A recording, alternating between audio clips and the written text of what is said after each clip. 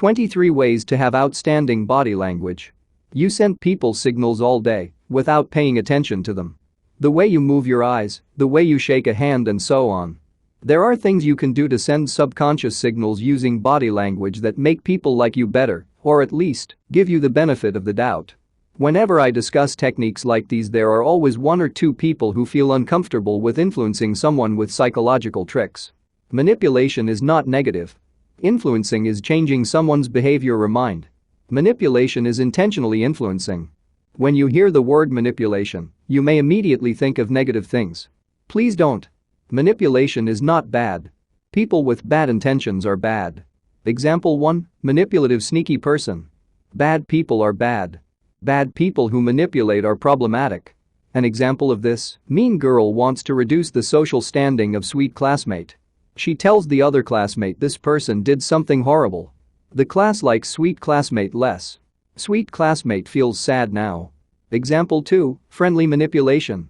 Manipulation can make everyone in a situation better off. Party person is an experienced manipulator. Party person bumps into another person.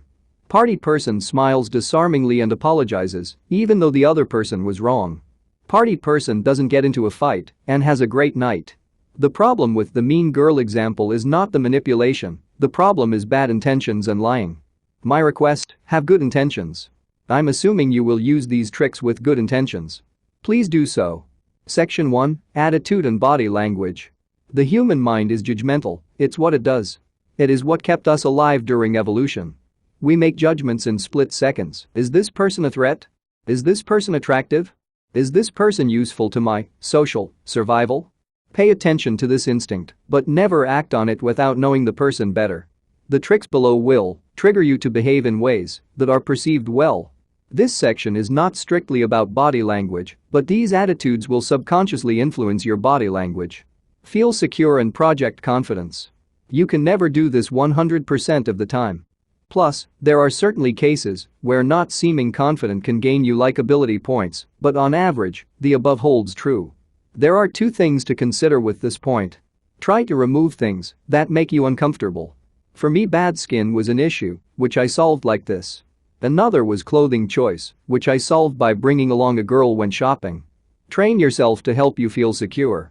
I learned a lot from self-help audiobooks I downloaded. For me, staying in shape helped a lot. Read the 4-Hour Body or its summary. Everyone is a friend, unless proven otherwise. Why burn bridges before you've made them in the first place? It makes no sense. You have everything to gain. You have nothing to lose.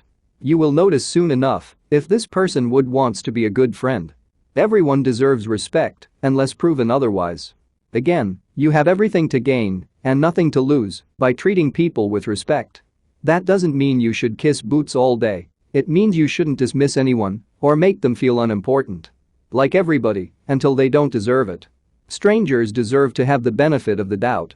In our world, anyone can be anything without looking like it. I've met douchebags who looked kind and billionaires that behaved like excited children. Look at the cover of the book, but read a few pages before judging. Neither the douchebag nor billionaire are better than each other. But being around one made me feel unhappy, and the other made me feel gusto and enthusiasm. Always think about what you can do for others. When you meet someone, don't think what can they do for me, but rather what can I do for them? Helping people is the best way to make them want to help you, and everybody wins. Note that I'm not saying you should give unsolicited advice to make yourself seem smart. Help people if you genuinely and truly believe this person's life would be better with the knowledge help contact that you can offer. Offer help, but don't insist. Keep it short and let them decide. Section 2, Posture. Your body is constantly signaling the people you meet. Posture influences the snap-second judgment people make about you, but also what you think about yourself. In addition, proper posture is good for your back. What's not to like? Stand up straight, but relaxed. To find positive posture, try the following. 1. Stand with your feet as wide as your hips. 2. Make yourself as tall as possible. Imagine being pulled up by the top of your head. 3. Now keep that feeling of being tall, but relax your shoulders. 4. Relax your neck and angle your head so you don't have to look up or down to look an average person in the eyes. Some tips: relax as much as possible while maintaining your posture. Don't puff your chest, it should be flat, as if you are lying on a floor. Pull your shoulders back very slightly. Sit up straight, but not rigid. When you start sitting up straight, you will notice how small most people make themselves. You will instantly feel quite tall when sitting at a table. Keep your back straight, but relax as much as possible. Always have some tension in your core. Your abs, back and general core should never be flaccid floppy when you stand or sit. Keep your abs and core in general under some tension.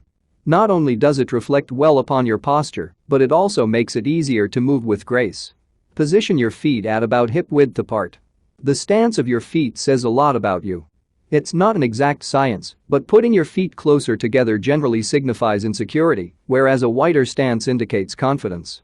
Both holding your feet too close together and too far apart can reflect badly upon you. Try to aim for a position where your feet are at hip width or slightly wider apart, but not much. Section 3. Entering a room. The moment you enter a room is the moment you expose yourself to the judgment of the people in that room. Make sure to make use of that. Some would recommend more extreme techniques like peacocking, but that doesn't apply to all situations. Smile like you are happy to be there. Regardless of whether you are, smile when you enter a room. Smile like you really like what you are seeing. Don't overdo it, don't laugh out loud. Smile like you stepped outside and noticed the sun was shining. Greet the crowd. Not explicitly. Don't shout hey or draw explicit attention unless these are people who appreciate such behavior. Otherwise, take a moment to stand still or walk slowly while looking at the people in the room. Make eye contact. Don't glance over the crowd like it's an object. Look people in the eye, and if anyone holds your gaze, smile at them. Make people feel like a positive influence just entered this room. Take your time. This shows confidence, but also signifies an open attitude. Wave to imaginary friends. Humans are hardwired to like and/or respect people with friends. When you walk into a room and do your usual greet the crowd routine, follow it up by waving to your friends and mouthing something along the lines of "I'll be right there." Here's the thing, feel free to do this to imaginary friends. I do this all the time at bigger events. Keep in mind that people don't see 360 degrees. If you wave to a non-existent person behind them, they don't know you are just waving to empty air. This has a number of effects. People assume you know people. You have more time to calmly look around. You will feel more confident. The trick here is to do this in full confidence, don't timidly wave. Wave like your best friend is across the room and you are trying to communicate to them that you'll be there soon. Section 4. The handshake. Use a firm but gentle handshake. Men, especially, are sensitive to the way you shake a hand. A weak or dead fish handshake will instantly lose you likability points. Don't just offer your hand, a handshake is teamwork. Use the pressure you would use to grab the stick of a heavy pan. If a person is offering you a dead fish handshake, don't squeeze too hard. Make eye contact as you shake hands. Looking away automatically signifies negative things. You don't have attention respect for the other person. You have something to hide.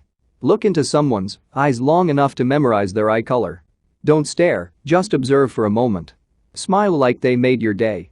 When looking into someone's eyes during the shake, smile as if you saw something in their eyes that makes you happy.